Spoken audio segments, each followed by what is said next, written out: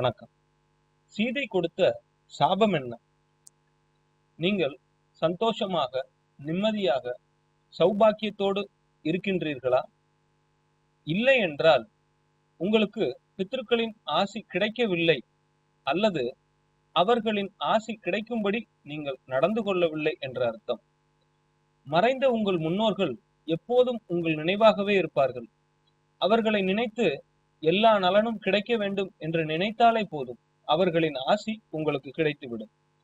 மறைந்த நம் முன்னோர்களின் திதி வரும் நாளில் அவர்களுக்கு நாம் சிரார்த்தம் கொடுக்க வேண்டும். சிரத்தையுடன் செய்ய வேண்டும் என்பதால் தான் சிரார்த்தம் என்று சொல்லப்படுகிறது. அன்று அவர்களுக்காக படைக்கப்படும் உணவுகளை உண்பதற்காக பசியோடு காத்திருப்பார்கள். காக்கை உருவத்தில் வந்து நாம் படைத்த உணவு வகைகளை அவர்கள் உண்பார்கள் என்பது நம்பிக்கை. அன்றைய தினத்தில் சில நிமிடங்களாவது நம் முன்னோர்களை நினைத்து பிரார்த்தனை செய்ய வேண்டும். அவர்கள் நிச்சயம் நம்முடைய பிரார்த்தனையை நிறைவேற்றுவார்கள். ஆண்கள் மட்டும்தான் திதி கொடுக்க வேண்டும் என்ற சமூக நியதி உண்டு. ஆனால் ராமாயணத்தில் சீதையோ திதி கொடுத்திருக்கிறார். அதுவும் தன்னுடைய மாமனார் தசரதருக்கு. தசரதருக்கு திதி கொடுக்க ராமன் இருக்கும்போது சீதை திதி கொடுக்க வேண்டிய அவசியம் ஏன் ஏற்பட்டது?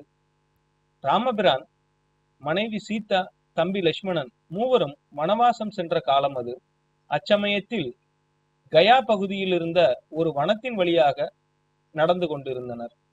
மரங்களும் மலைகளும் நிறைந்த செழிப்பான காடு. அருகில் கங்கையை போல பல்குனி ஆறு ஓடிக்கொண்டிருந்தது. அன்றைய நாள் தசரத மன்னரின் நினைவு நாள். அதிகாலை நேரம் ஆகிவிட்டதால் பல்குனி நதிக்கரையிலேயே தந்தைக்கு திதி கொடுத்து விடலாம் என்று முடிவெடுத்தார் ராமர். தன் தம்பியை அழைத்து, லட்சுமணா, நீ அருகில் இருக்கும் கிராமத்திற்கு சென்று சிரார்த்தத்துக்கு தேவையான தானியங்கள், வளமான தர்ப்பைகளை எடுத்து வருவாயா என்று கூறினார். லட்சுமணனும் அண்ணன் சொல்லை தட்டாமல் கிராமத்திற்கு விரைந்தார். சீத்தை காட்டில் இருக்கும் பழங்களை பறித்து வந்தாள். ராமனோ ஆற்றில் நீராடி விட்டு திதி செய்வதற்காக இடத்தை சுத்தப்படுத்தினார். சிரார்த்த நேரம் நெருங்கிவிட்டது. கிராமத்திற்கு சென்ற லட்சுமணன் இன்னும் திரும்பவில்லையே, பித்ருக்கள் உணவிற்காக காத்திருப்பார்களே என்ற கவலையுடன் சீதாவை ஆற்றங்கரையில் அமர வைத்துவிட்டு தன் தம்பியை தேடி தானும் கிராமத்திற்கு சென்றார். நேரம் சென்று கொண்டிருந்தது. தனியாக நின்று கொண்டிருந்தாள் சீதா. கிராமத்திற்கு சென்ற இருவரும் இன்னும் திரும்பவில்லையே, சிரார்த்த பொருட்களை கொண்டு வந்தால் தானே சமைக்க முடியும் என்று மிகவும் கலக்கத்துடன் இருந்தார். தான் பறித்து வந்த பழங்களை சுத்தப்படுத்தினாள். அருகில் இருக்கும் தாளம்பூ புதரில் இருந்து தாளம்பூவை பறித்து இலையில் வைத்தாள். இன்னும் சற்று நேரத்தில் அசுரகணம் வந்துவிடுமே, அதற்குள் தன்னுடைய மாமனாருக்கு உணவை படைக்காவிட்டால் பட்டினியாக இருப்பாரே என்று கலங்கினாள். வேறு வழியின்றி இலையில் தான் பறித்து வந்த பழங்களை நைவேத்தியமாக வைத்து தன் மாமனாரை நினைத்து மனதார பிரார்த்தனை செய்தாள். அப்போது வானிலிருந்து ஒரு குரல் ஒலித்தது. சீத்தையே, நீ படைத்த உணவை நான் ஏற்றுக்கொண்டேன், நலமுடன் வாழ்க என்றது. சீதைக்கு சந்தோஷம் தாங்க முடியவில்லை. ஆயினும் தான் முறையாக பூஜை செய்யவில்லை, அறுசுவை உணவையும் படைக்கவில்லை, ராமனும் சிரார்த்தத்தில் பங்கெடுக்கவில்லை. அப்படி இருக்க இது எப்படி சாத்தியம் என்று குழம்பி, நன்றி, நீங்கள் யார் என்பதை நான் தெரிந்து கொள்ள ஆசைப்படுகிறேன் என்று கூறினாள்.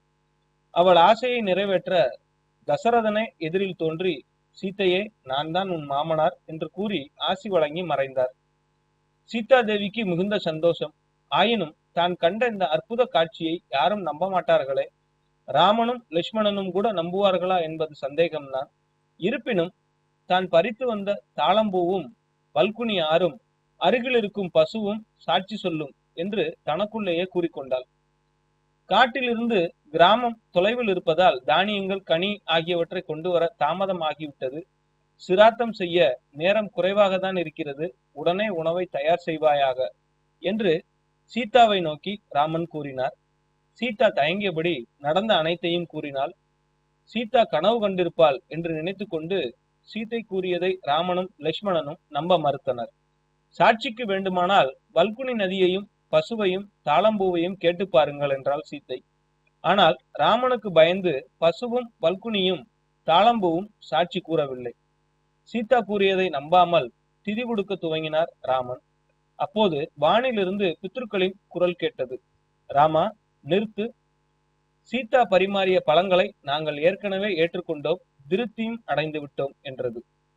ராமன் சீதா கூறியதை நம்பாமல் போனதற்கு மிகவும் வருந்தினார்.